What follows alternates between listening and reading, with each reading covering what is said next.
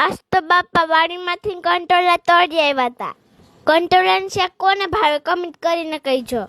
આજ તો ભરેલા કંટોલાનું શાક બનાવવાનું છે. વરસાદ ઝીણો ઝીણો આવતો તો ને આપણે કંટોલા ધોવાની તૈયારી કરી લીધી. કંટોલાનો લુક એક નંબર આવતું, લીલા છમ જેવો હતા. પછી તો આપણે કંટોલામાં ડંકીએ મસ્તી ધોઈ નાખ્યા. કંટોલા ધોઈ તો નાખ્યા, હવામાંથી બીએ કાઢવાના છે.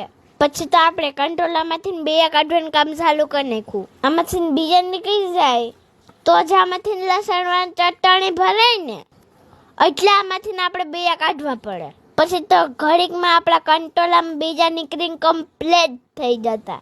હવે આપણે કંટોલામાં ભરવા હાટુ લસણની ચટણી તૈયાર કરવાની છે. માએ લસણ પડી દીધું તો એ જ આપણે લઈ લીધું. ખાંડણીમાં ખાંડીએ તો લસણનો સ્વાદ મસ્તીનો આવે.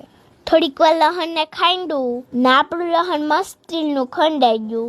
પછી આપણે એમાં થોડીક ચટણી નાખી દીધી, મીઠું પણ થોડુંક નાખી લીધું હતું. પછી સરખાએ ઘડી ખાંડી લીધું હતું. હવે આપણી ચટણી મસ્તીની તૈયાર થઈ ગયું.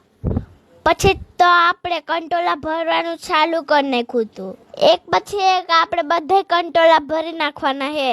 જો તમારે અમારો આ ફૂલ વિડીયો જોવે ને તો યુટ્યુબમાં ભ્રૂમ ભ્રૂમ કરતા જાઓ. લિંક બાયોમાં છે અને ચેનલનું નામ છે Janvi Mithudi. Bye bye, take tech.